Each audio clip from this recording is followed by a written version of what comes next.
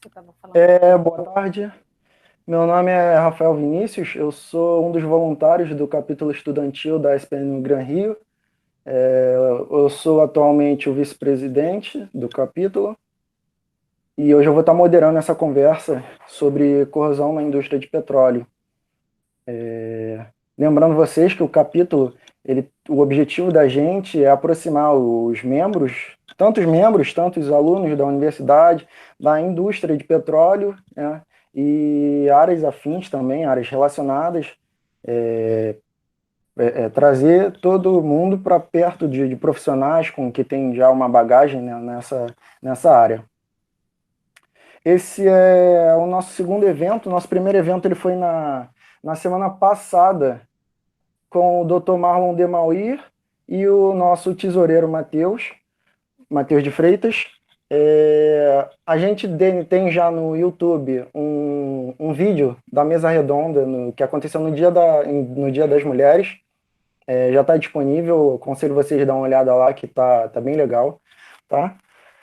É, e hoje a nossa conversa é com ela, que começou estudando engenharia química na Universidade Federal Rural do Rio de Janeiro. Ela fez um mestrado na parte de. é, ela é mestre em engenharia de ciência dos materiais, doutora em engenharia metalúrgica e de materiais, e é consultora técnica nas áreas de corrosão, caracterização e de materiais em diferentes áreas. E também nossa coordenadora, Elga Bodstein. Doutora Elga, eu quero agradecer a disponibilidade da senhora, em nome do capítulo, tá? Eu que agradeço o convite, gente. Boa tarde. E é muito bom, né, poder participar nesse momento, contribuir um pouquinho aí com todos, adquirindo, né, um pouquinho mais de conhecimento, um pouquinho mais de informações a respeito das diferentes áreas e vocês aí voltados mais para o petróleo. Então, é um prazer. A gente que agradece. Então, a gente já passou um pouquinho do horário, vamos começar aqui. Eu queria passar para o pessoal, começar a passar umas informações, né? Que o petróleo ele é uma commodity, ele é uma das fontes, ele é a fonte é uma fonte de energia mais consumida no mundo. É, e aí a sua oferta em 2016, de acordo com o balanço energético nacional de 2019, 31,9% da energia total ofertada no mundo é, é, é, é, é utilizado o petróleo. E o Brasil, ele foi um dos países um que mais produziu petróleo. Ele conseguiu atingir uma marca de 3,1% do total de petróleo, da produção total de petróleo a nível mundial. E para isso, né, para poder ter essa. E para isso a gente utiliza estruturas metálicas para a gente poder manusear o petróleo. Então a gente tem navios, a gente tem tanques, a gente tem dutos, sendo que essas estruturas elas sofrem, elas têm um problema, que é o nosso vilão, que é a corrosão. Então, para a gente poder começar a conversar, né, eu queria entender da doutora Elga o que é a corrosão. Bom, gente, vou compartilhar aqui uma telinha. Vocês conseguem ver? Estou conseguindo.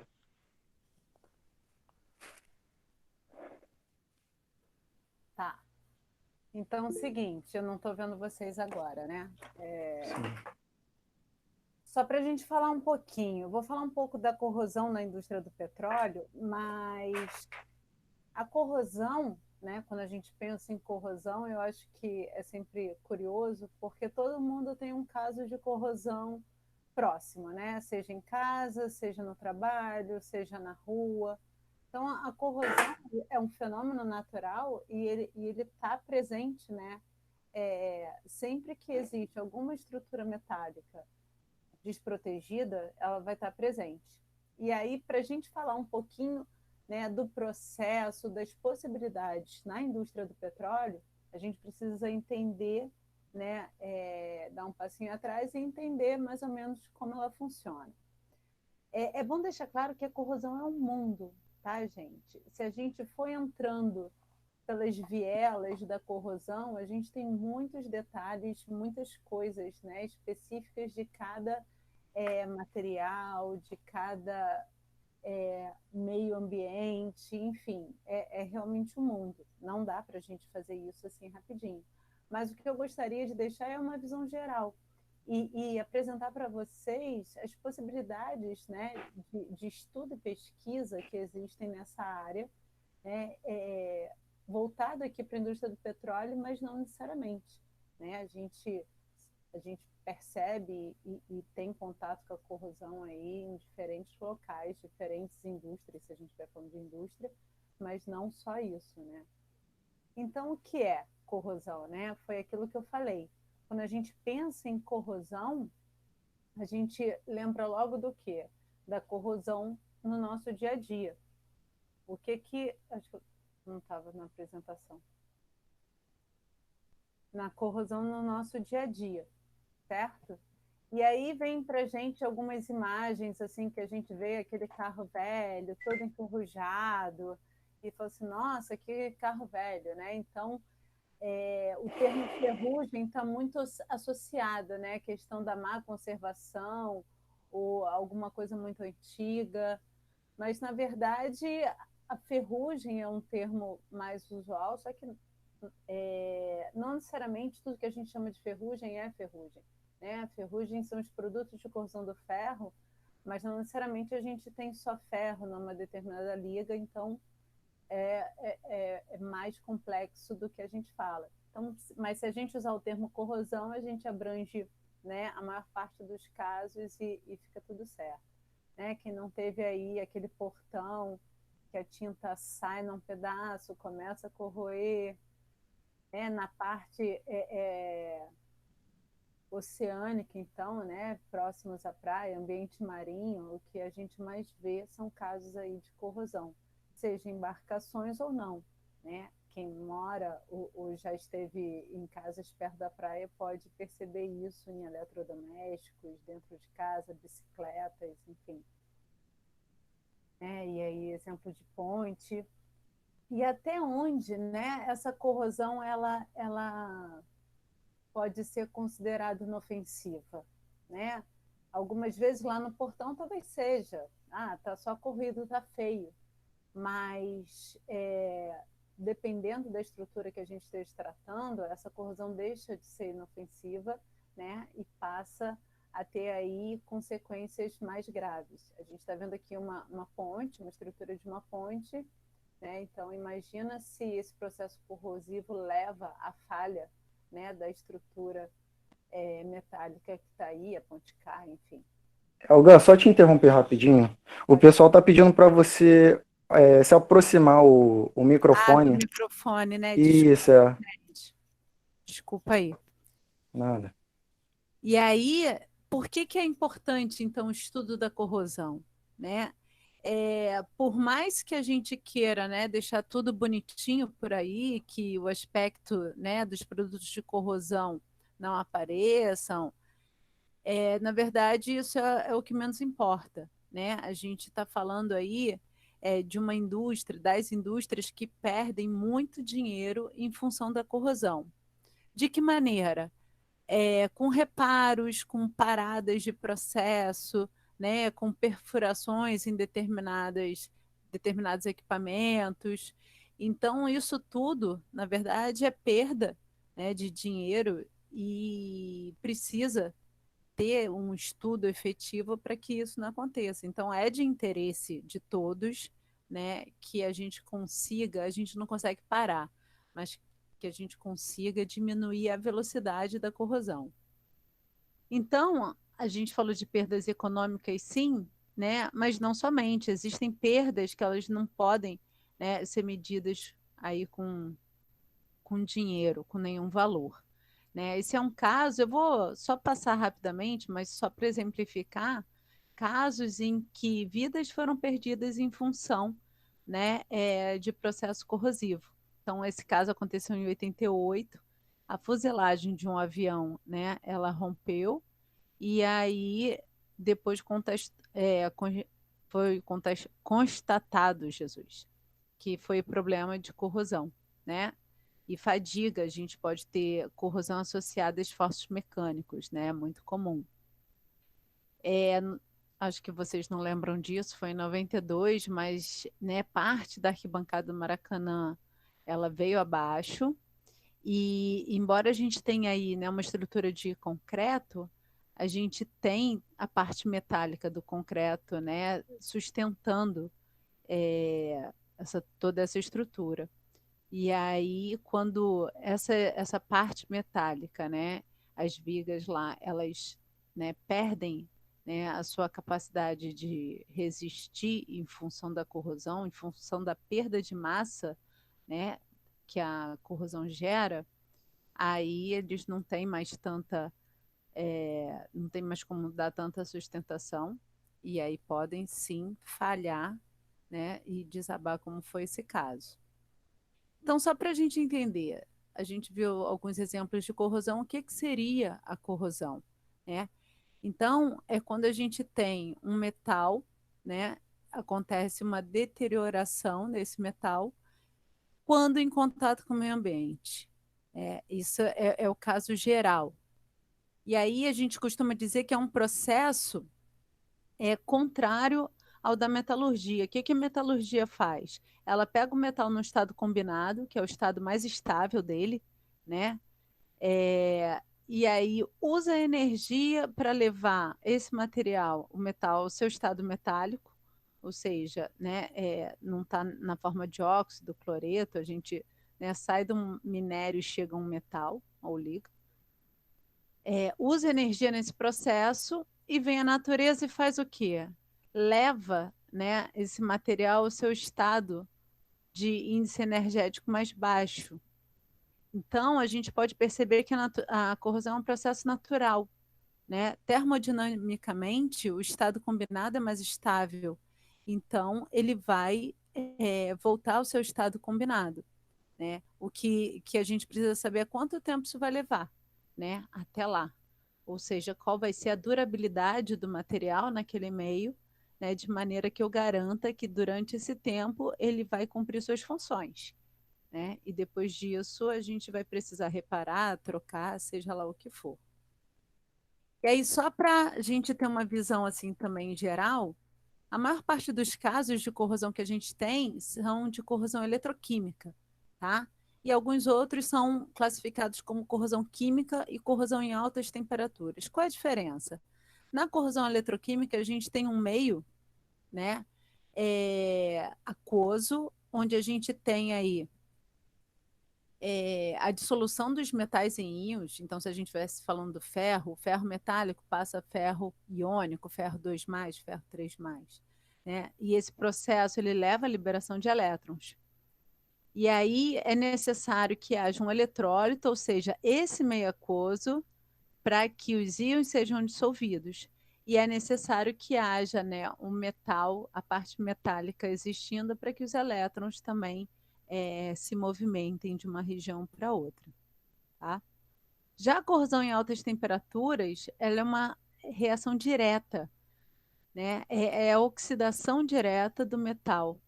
E aí, reagindo com o oxigênio, leva à formação do óxido, mas é uma reação direta, sem né, a presença do eletrólito, sem a formação de íons e a liberação de elétrons. Tá? É um processo diferente e precisa ser estudado né, de forma mais específica. Senhora, Pode desculpa, só falar? para falar da tese da senhora, né, que foi nessa parte de corrosão em altas temperaturas. Isso. Isso, aí fala sobre o pentóxido de nióbio. Aí tem como a senhora só fazer um resumo para a gente, como ele é aplicado? Então, durante o doutorado, eu estudei no mestrado também, né? Os trabalhos que eu fiz foram voltados para aplicação de tintas, né? Porque quando a gente pensa em utilizar uma tinta que possa proteger um determinado material num determinado meio, qual é a melhor tinta? Sabe, ninguém tem muito essa resposta pronta, não. Por quê? Porque existe uma coisa chamada microclima, que são todas as condições, né, às quais um material está submetido ali no meio que ele está operando. Então, regiões diferentes, por exemplo, de uma mesma indústria, podem ter comportamentos diferentes em relação à corrosão. E aí, uma maneira da gente verificar qual seria, né, a melhor tinta ou o melhor revestimento, de forma geral, para um determinado equipamento especificamente, demanda um estudo, né, testes prévios para que diferentes tipos de tinta e revestimentos sejam ali testados na prática, né, naquele meio específico. E aí, falando de altas temperaturas, eu estudei um pouquinho de tintas ricas em óxido de nióbio, né, onde o objetivo era criar ali uma camada revestida com óxido de nióbio, que é o NB2O5, quase que sem nenhum tipo, né, de solvente, né? A ideia é que esse solvente ele evapore no momento que a tinta cure e que reste ali quase que em sua totalidade o pentóxido de nióbio. Por quê? Porque nesse caso a gente está apostando que o pigmento vai ser um pigmento, que é o óxido de nióbio, protetor, né? Ele vai servir ali como uma barreira. Ele consegue aderir à superfície metálica, lógico que previamente preparada para isso, para receber a tinta, e ele consegue aderir de tal maneira que ele impede o contato, né, do meio com a superfície metálica. E aí, nesse caso, o óxido de nióbio ele é resistente tanto a temperaturas elevadas, quanto foi o objeto de estudo do trabalho, a meios ricos em H2S, né? Porque o H2S ele é um gás, além de ser tóxico, ele é muito agressivo às superfícies metálicas e leva a um tipo de corrosão, que é a corrosão sob tensão, que é uma corrosão bem perigosa, digamos assim, né? Ela não aparenta, né? Não faz mudanças drásticas na aparência de uma superfície metálica, por exemplo, de um equipamento, de uma estrutura, mas ela faz com que ela perca toda a sua resistência mecânica, né? Chegando a romper. E aí o objetivo do trabalho foi justamente testar a eficiência dessas tintas em meios mais agressivos, certo? Então, é lógico que eu estudei a corrosão nesses meios, sim, mas o objetivo ali do trabalho era verificar a eficiência, né, da tinta nesses meios. E a gente fez testes, né, em fornos, fez teste, eu consegui testar algumas amostras, né, num pré-aquecedor de forno da Reduc, que esses equipamentos, né, o pré-aquecedor de forno, ele entra em contato com diversos contaminantes. O petróleo, muitas vezes, ele é rico em ácidos, além do H2S, né, ácidos naftênicos, eles são bem voláteis e muito agressivos para estruturas metálicas. E como são estruturas que vão aquecer, elas não são feitas de materiais mais nobres, né? Normalmente é aço mesmo. E aí é, a gente já tem lá, né, as previsões de parada para reparo, porque sabem que vai precisar reparar. Então, se a gente conseguir proteger, a durabilidade é maior, o tempo de parada é maior e a economia se faz, né, em função disso, da não necessidade, né, de paradas mais frequentes, tá? Esse é um tipo, né, de corrosão. Mas a corrosão que a gente vê no nosso dia a dia é eletroquímica, é aquela com a presença de eletrólito. Aí a gente pode pensar, ah, professora, minha geladeira está corroendo aqui em casa e não tem eletrólito nenhum, não tem solução aquosa sobre ela. Mas se a gente pensar, né, na umidade do ar, Tem sim, porque o vapor d'água presente no ar já é, né, suficiente para formar uma película, né, sobre os materiais e tornar aquilo ali, né, um eletrólito já suficiente para iniciar o processo corrosivo, né, desde que a superfície metálica entre em contato com esse eletrólito. Então, se a tinta, se o revestimento tiver algum tipo de falha, né, há um risquinho que expôs a superfície metálica, sim, já é o suficiente para iniciar o processo corrosivo. E aí a termodinâmica diz que o processo corrosivo vai acontecer sim. Agora, a velocidade com que isso acontece vai depender, né, do material metálico, do meio corrosivo e das condições operacionais. Então, a gente, quando fala de corrosão, quando fala de proteção contra a corrosão, a gente tem que entender, né, essas três variáveis aí. De que material a gente está falando? Qual é o meio corrosivo, ou seja, qual é o ambiente em que esse material metálico está sendo submetido? E quais as condições operacionais? E a gente pode pensar, né, de temperatura, pressão, é, contato, né, com substâncias mais oxidantes. Então, tudo isso vai fazer muita diferença. E aí, isso precisa ser pensado na hora de escolher um material mais adequado, né, para ser utilizado em determinadas instalações. Então, em contrapartida, a gente poderia pensar, bom, então é só escolher o material que tem maior resistência. Vamos aí um aço inox, vamos usar um Inconel, ele é super resistente. Só que o que tem de resistência, né, tem de preço também, né? São materiais muito, muito mais caros e às vezes não são viáveis. Então a gente precisa, né, balancear ali o custo do material com sua resistência à corrosão. E aí parece simples, mas não é, tá, gente? É, cada equipamento, cada tipo, né, de utilização do material metálico vai demandar, né, uma análise mais criteriosa para que isso seja feito. Ó, eu estou falando, eu não estou vendo vocês, mas fiquem à vontade de me interromper, tá? Se quiserem anotar as dúvidas para o final, sem problema nenhum, mas se quiserem me interromper, também fiquem à vontade. Então, agora, falando um pouquinho mais especificamente da indústria do petróleo, né?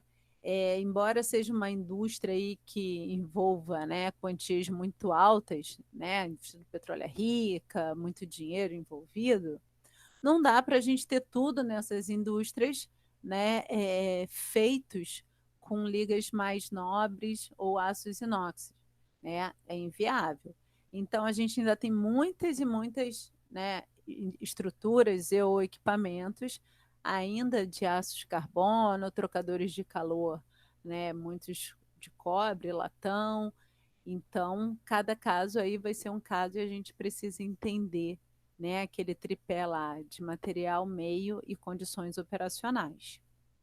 E o que, que a gente vai ter aí de meio corrosivo? O que, que a gente considera, né, que são os nossos meios corrosivos? A atmosfera já é um meio corrosivo, como eu falei. O ar, né, ele tem vapor d'água. Ah, então quanto mais seco o ar, menor a chance de ter corrosão? Sim, né? Quanto menor a umidade relativa, menor vai ser a velocidade com que a gente pode ter aí da corrosão acontecendo. Mas existem regiões já bastante úmidas. O solo, né? A gente tem aí estruturas enterradas, tubulações enterradas, e o solo também é um meio corrosivo. Ele tem lá a sua resistividade, mas possui também substâncias que fazem com que ele possa ter uma maior ou menor condutividade. Na verdade, em relação ao solo, a gente chama de resistividade, né? E pode sim ser considerado um eletrólito, né? E a corrosão pode acontecer. O mar, obviamente, né? A gente, né, intuitivamente já sabe, o mar tem cloreto, mas tem vários outros íons presentes que são agressivos aos materiais metálicos, mas o cloreto especificamente, ele é agressivo tanto para materiais, né, menos nobres, como o aço carbono, mas também para materiais como o aço inox. E A gente percebe isso, né? A gente mora no Rio de Janeiro, está sempre próximo ao mar, que estruturas metálicas, né, que são construídas ou instaladas em ambientes marinhos, elas, né, apresentam corrosão muito antes do que quando instaladas em outros ambientes. Ambientes fechados também, né, são meios que a gente encontra, é um tipo, né, de meio corrosivo encontrado na indústria do petróleo. E condições operacionais, né? A gente precisa entender ali o que está acontecendo, qual é a pressão de operação, temperatura e quais são os contaminantes presentes. Né? A gente sabe que temperatura e pressão são variáveis aí que podem influenciar na velocidade da reação. E a corrosão nada mais é, né, do que uma reação eletroquímica, então sim, pressão e temperatura vão influenciar na velocidade da corrosão. E aí, se a gente fizer uma análise bem geral, né, do que seria aí a indústria do petróleo, né? Eu não contei aí com a sísmica, com a parte, né, geofísica anterior, mas imagina que há uma determinada região, né, foi identificado lá com acumulação, então ela vai ser perfurada, e aí vão pensando aí na perfuração, né? O que a gente tem de equipamentos que podem, né, estar sujeito à corrosão. Produção do petróleo, né? Aí a gente já começa com a elevação do petróleo do reservatório até a superfície. A gente vai precisar de coluna de produção, vai precisar de riser, processamento primário, né? A gente vai ter lá os separadores trifásicos, a parte de tratamento de água, óleo, e gás, né? A parte de transporte, armazenamento, o refino, né? Que já por si só já envolve aí uma série de problemas de corrosão. Depois, uma vez que os derivados são obtidos, são encaminhados, né? Para armazenamento para posterior comercialização. E esse transporte é feito como? É duto, né? É caminhão. E em todas essas etapas a gente percebe que a corrosão vai estar presente, né? Então, se a gente pensar já na perfuração, a gente tem, né, esse processo acontecendo com a ajuda de equipamentos, né, que estão lá em contato, sim, com fluidos de perfuração, com os cascalhos. Como é esse meio? O que ele contém? Então, os fluidos de perfuração, por exemplo, eles são estudados, né, qual é a agressividade deles aos materiais metálicos, né, lá dos equipamentos, dos materiais que vão ser usados durante a perfuração. Quando eu estava no INT, a gente teve um projeto bem grande que era só estudando a corrosividade dos fluidos de perfuração, né? E a gente fazia testes com materiais metálicos imersos, semi-imersos, só na fase vapor, para entender qual era a agressividade desses fluidos de perfuração. Porque imagina você perder aí, né, lá a broca, né, a 500 metros de profundidade, 1.000 metros de profundidade. E aí é um prejuízo bem grande. Todo o processo tem que parar, repor. E aí é preciso ter esse cuidado, né? Com risco de perder o poço, né? Exatamente. Ter que perfurar em outro lugar, de não Sim. conseguir dar continuidade ao processo. E aí que só alguns exemplos, né? Porque imagina, se for tem toda uma estrutura aqui, né, montada para que a perfuração aconteça e que se alcance o poço. Se a gente perde, né, algum tipo de material aqui, se ele falhar, dependendo do caso, foi como a Rafael falou, a gente vai perder tudo isso, né? E o investimento nesse processo aí é muito, muito alto. A perfuração é uma fase que demanda bastante investimento financeiro, né? E aí o que a gente teria, né? Pensando lá no material e no meio, normalmente aço, né? E aí a gente vai ter a presença de água, ácidos presentes, H2S, cloretos, e aí a gente tem um pH baixo na lama de perfuração, né? Ou seja, meios mais ácidos. E normalmente o que a gente vai ter ali é o quê? Corrosão eletroquímica e corrosão sob tensão, que a gente tem lá a broca, e ela está, né, submetida a esforços mecânicos também. Quando corrosão e esforço mecânico se juntam, o processo, né, acelera consideravelmente. A produção, o que a gente teria aí, né? Se a gente pensar num poço terrestre, a gente está até falando, né, de um processo aí, de uma etapa mais simples. Mas se a gente estiver falando, né, de uma produção offshore, quando a gente tem aí vários poços, a produção levando para uma árvore de Natal, os riser para o navio, então a gente tem um sistema aí que se fala e que todo ele, né, está ali sujeito às condições, tanto, né, ali embaixo da produção mesmo da coluna, que está, né, sob ali o leito marinho, quanto daquilo que está do leito marinho, né, até a superfície. E aí são muitas e muitas estruturas que podem estar sujeitas ao processo corrosivo. E aí vocês podiam me perguntar, Helga, mas por que que então a gente não substitui todos esses metais aí por algum material que não seja metálico? E isso vem sendo feito, mas qual é o diferencial do metal? É justamente sua resistência mecânica, né? É ele que né, faz com que seja possível aí muitas estruturas, enfim. Então, é difícil a gente ter um material não metálico com a resistência mecânica de um material metálico. E os estudos continuam sendo feitos. Existem já risers, né, que não são poliméricos, mas a gente precisa conhecer ali, né, onde ele vai ser utilizado, será que é corrente naquele local, a temperatura da água, tudo isso precisa ser levado em consideração para saber se é possível, né, a substituição ou não. É que tem que ver, né, se é viável utilizar em águas profundas também, né, Alga? Exatamente. Que Né? eu É acho que porque seria um quanto problema. mais profundo, maior a pressão, e aí isso vem, né, tá diretamente ligado à necessidade de um material mais resistente, né? Sim. E aí a gente tem sempre que pensar assim, se a gente pensa, né, em tubulação, em duto, o duto ele vai ter, nesse caso é mais tubulação, vai ter a parte interna e a parte externa. Então a gente tem que considerar os dois meios, né? É um mesmo material submetido a dois meios diferentes, podendo ter ou não revestimento, tanto interno quanto externo. Aqui o que, que a gente tem? Né? Só um exemplo. Diferentes formas de corrosão, agora ocasionadas por quem? Pelo CO2 em tubulações de aço carbono. Ah, o CO2 é corrosivo? Dependendo das condições, é sim, né?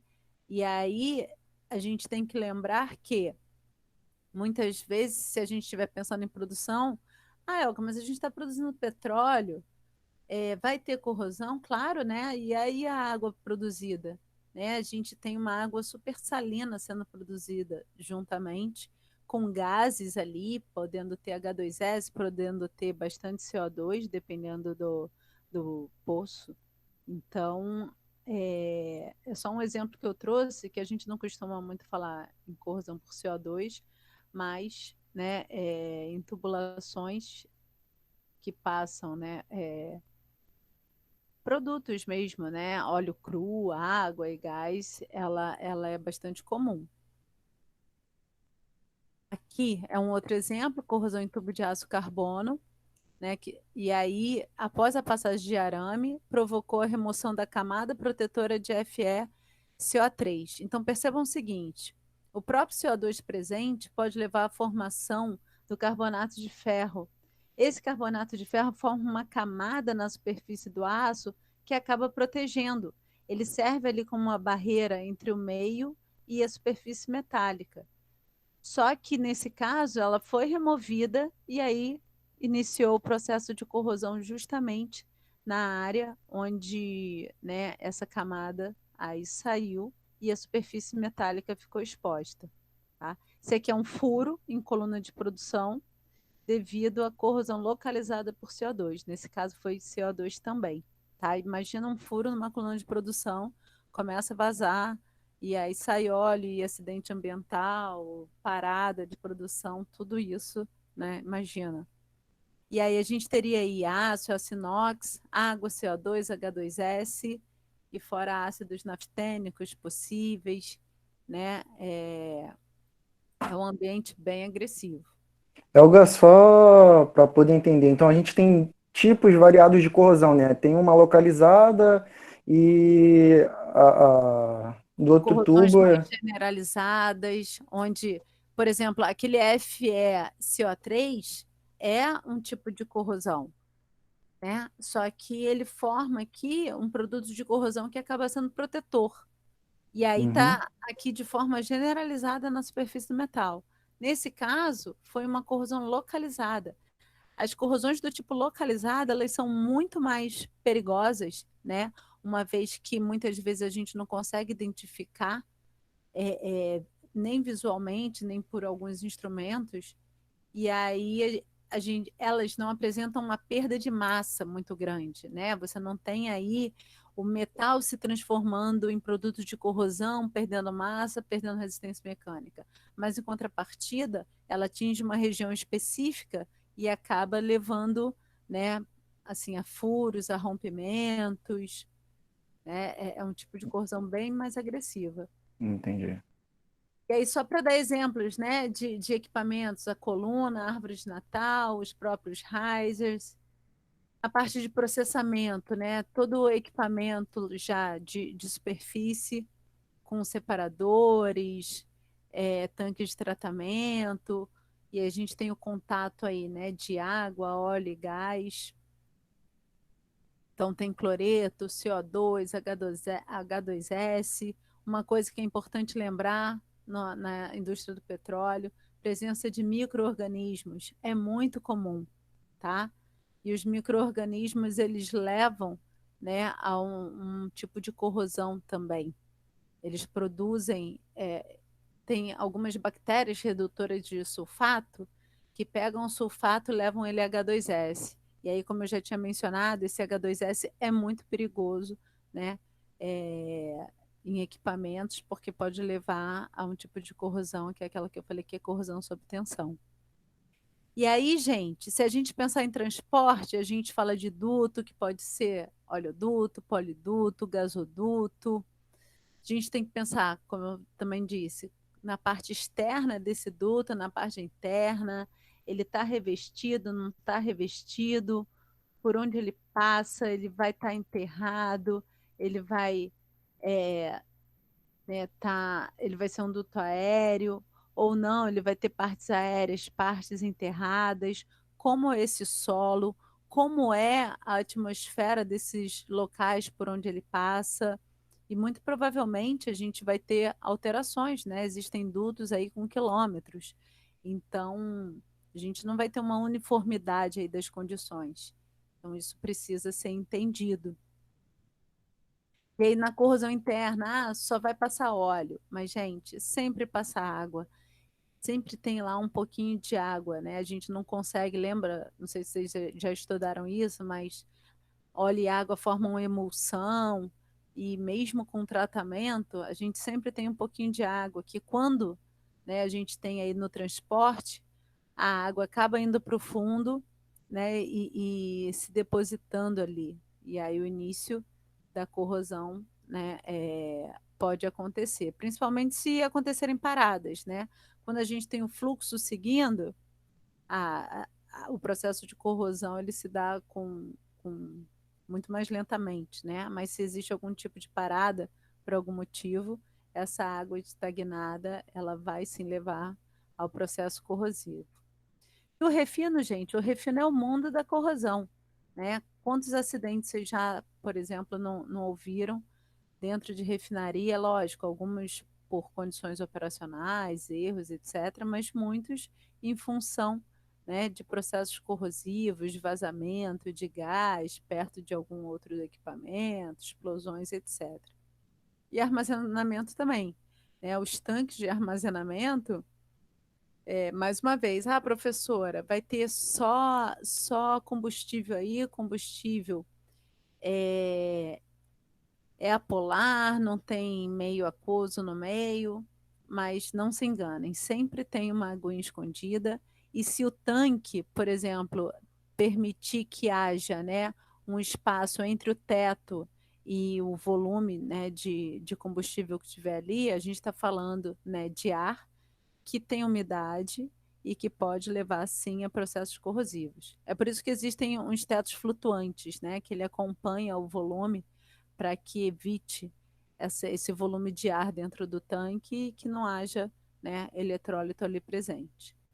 E aí eu deixo essa pergunta para vocês, que é qual? Existe mercado para quem deseja estudar corrosão na indústria do petróleo? Porque eu falei muito rapidamente, mas é exatamente isso que a gente tem que pensar. Deixa eu voltar aqui para a apresentação. E aí eu fico aberta aí, fiz né, um overview muito superficial mesmo, mas só para dar uma noção para vocês de tudo que a gente precisa conhecer, entender e ver, né, as possibilidades que a gente tem se a gente desejar, por exemplo, estudar corrosão, principalmente na indústria do petróleo. E aí estou aberta, pessoal, perguntas, dúvidas, só não tem dinheiro.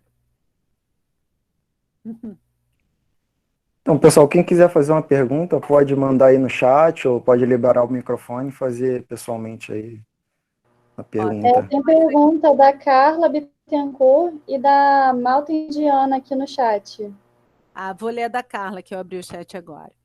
Os metais sacrifícios são utilizados também como protetores contra a corrosão na indústria do petróleo? Como? Quais são os mais comuns?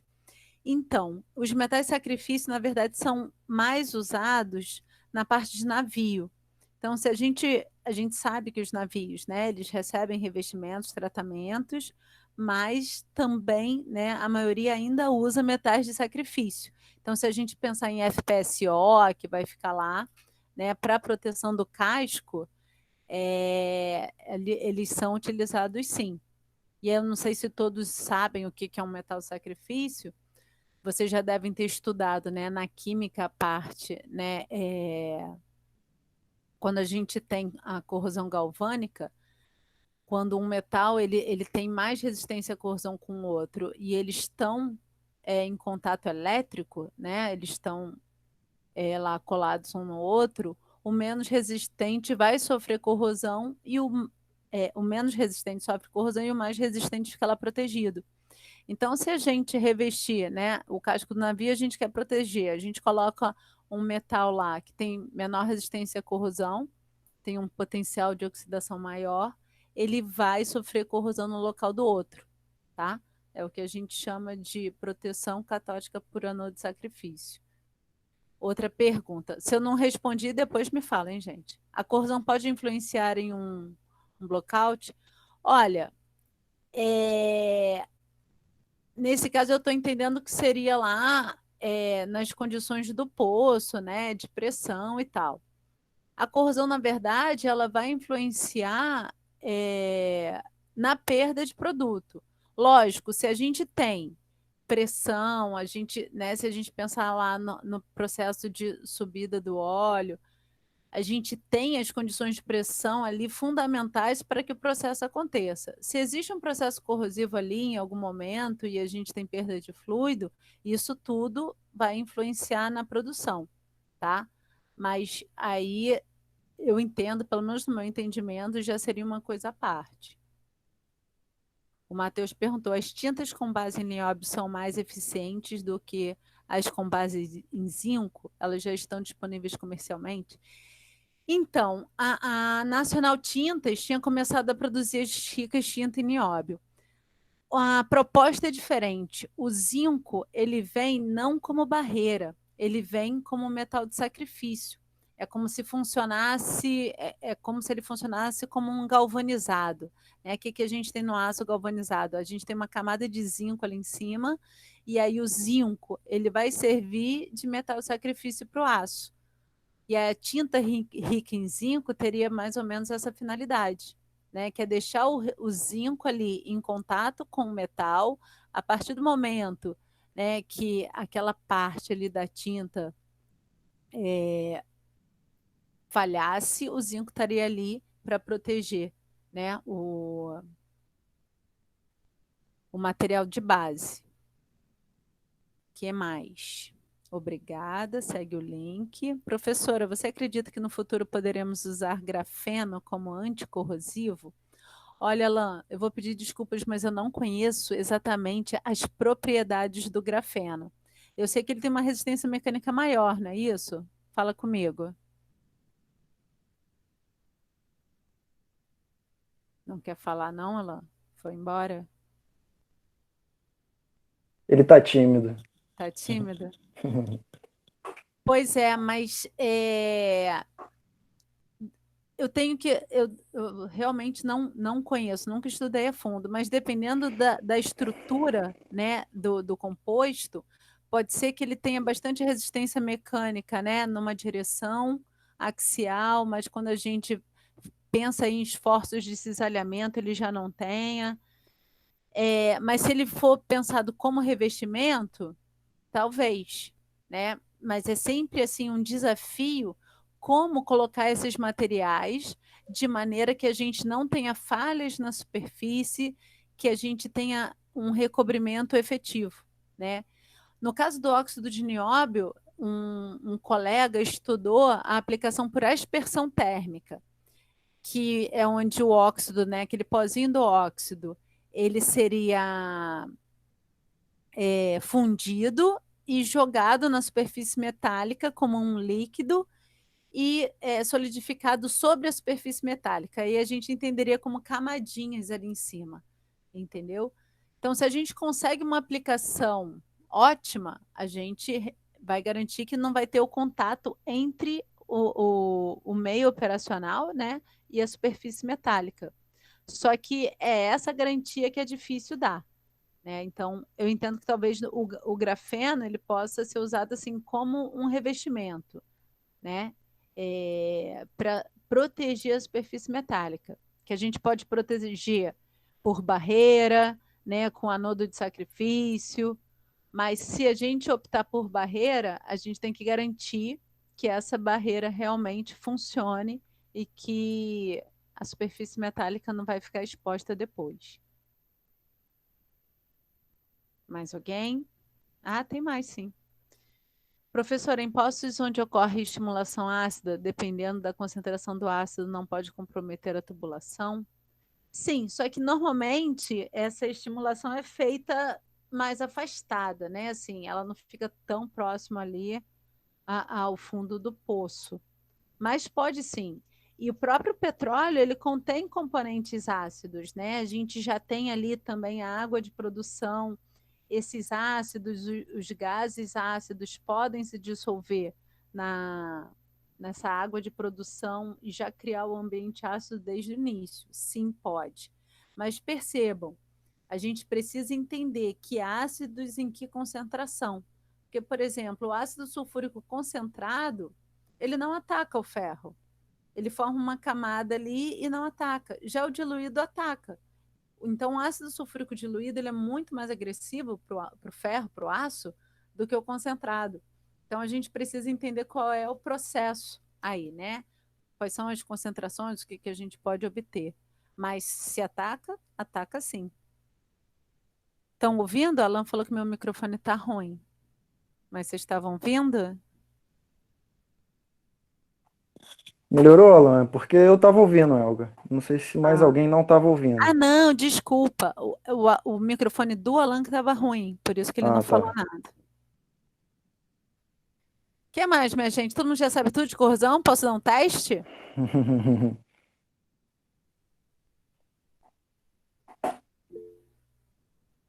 Posso? Ah, beleza.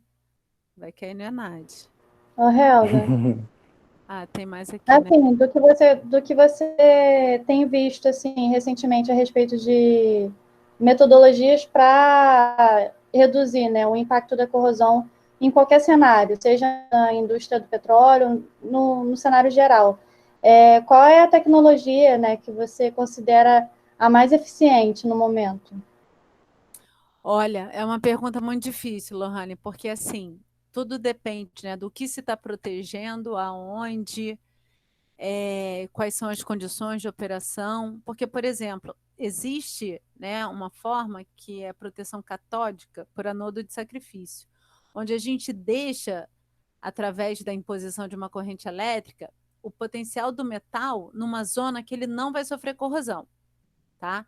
Então, se a gente olhar lá num gráfico, quais são os valores de potencial, porque lembra daquela tabelinha de potencial de redução, oxidação dos metais?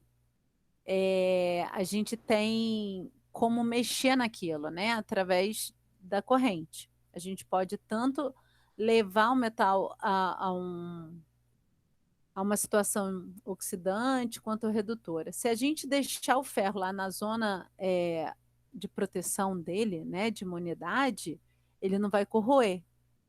Só que isso é feito através da imposição de uma corrente elétrica por um anodo, né, que a gente chama lá. E aí isso é um processo muito eficiente, só que é um processo muito caro e não consegue ser aplicado a qualquer tipo de estrutura, né? Então, na indústria do petróleo, por exemplo, onde a gente tem produtos combustíveis, a gente tem temperaturas mais elevadas, trabalhar com a imposição de corrente elétrica nesses ambientes é muito arriscado. Né? Imagina, tem algum problema lá com a parte de instalação elétrica, tem um ambiente combustível, aí a explosão vai ser certa. Então a gente precisa entender que material é esse, que ambiente e como. Né? Muitas vezes nem vale a pena proteger. Eu sei que eu vou trocar daqui a 5 anos. Eu faço o projeto com uma espessura maior, por exemplo, de tubulação, e não vou proteger. Mas se eu sei que eu estou numa área remota, que eu não vou poder mexer nessa tubulação, então vamos proteger. Como? Tinta, revestimento, né? Tem os revestimentos aí de 5 centímetros de espessura, de poliuretano, coisas mais robustas, né? Que vai depender da situação. Tá? Então, assim, tem métodos que funcionam muito bem, mas tem muita restrição para aplicação, né? Restrição tecnológica, né? Também de implementação local, mas também de custo, né? Existe aí um custo associado bem alto. Não sei se eu respondi. Tinha alguém Obrigada. falando aqui Respondeu. O Pedro, no navio que eu trabalho é usado um equipamento que envia uma tensão contrária à tensão causada pela água em atrito com o navio. Esse tipo de proteção anticorrosiva é mais eficaz do que usando no sacrifício. Então deve ser essa proteção catódica, né, Pedro? Deve ser a proteção catódica, que é justamente isso. Você impõe uma corrente elétrica e aí você leva o metal para a zona que ele fica lá É, ele respondeu, é isso mesmo.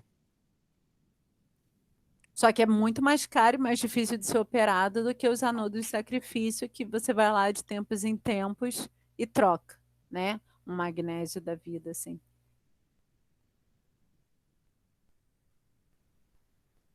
Mas nada? Vou mandar o teste por e-mail já já.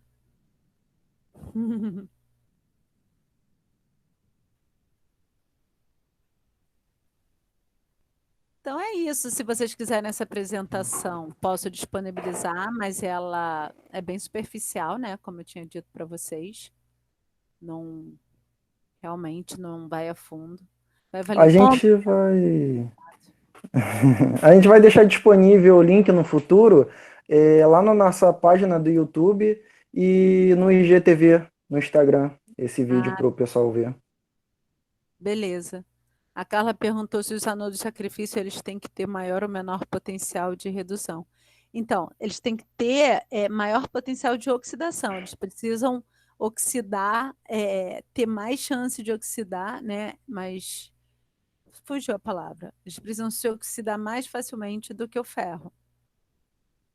Então, na tabela, se a gente pensar em potencial de oxidação, o de oxidação tem que ser maior do que o do ferro e o de redução menor, então, do que o do ferro. Ô, Elga, com relação a meio ambiente, existe algum estudo de algum material que possa minimizar um efeito no meio ambiente, alguma outra técnica, porque a gente já está utilizando a biomassa aí e ela, não sei se a gente pode utilizar outro tipo de material para estar evitando a corrosão dos materiais que são usados nessas usinas. Que aí você fala em relação à fonte energética, né? A biomassa, por exemplo, substituindo o uso aí de algum combustível fóssil, por exemplo. Mas Sim, a sim. biomassa, às vezes, ela também produz H2S, tá? Então, se a gente pensar em termos ambientais, é bom, sim, claro, porque você está reaproveitando ali uma coisa, né, que não seria usada para a produção de energia. Mas em termos de subproduto, o H2S também pode ser produzido, né? E aí também é um problema, né? Se ele for para a atmosfera, tóxico, etc. Né? Agora, em relação às fontes de energia, algumas são 100% limpas, né? Se a gente pensar em Uhum. eólica, né? Só que acaba que não dá conta, né, de tudo Sim. do que a gente precisa. Eu não sei se vocês viram a live lá também do Chaim, ele falou que 20% da energia elétrica do Rio vem das usinas de Angra.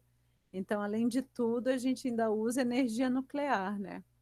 Uhum. Hidrelétrica, nuclear, a gente usa petróleo, então a gente usa muita energia. Eu acho que o problema está com a gente. A gente precisa reduzir consumo para reduzir consumo de energia também.